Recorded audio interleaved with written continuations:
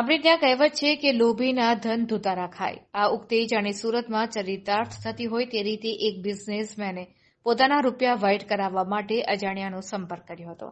બાદમાં બ્લેકને વ્હાઇટમાં કરી દેવાની લાલચી આરોપીઓ કારમાં આવ્યા અને આખી ગેંગે મળીને બિઝનેસમેનના 5 કરોડ લઈ ફરાર થઈ જતા પોલીસે તપાસ હાથ ધરી છે.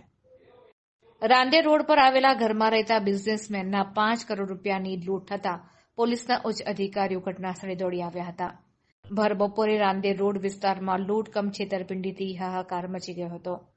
ઇનોવા કારમાં આવેલા 4 વ્યક્તિઓએ લૂંટ ચલાવી હતી, જ્યારે આરોપીઓ વેસમા નજીકથી ઝડપાઈ ગયા હોવાની હાલ ચર્ચા ચાલી રહી છે.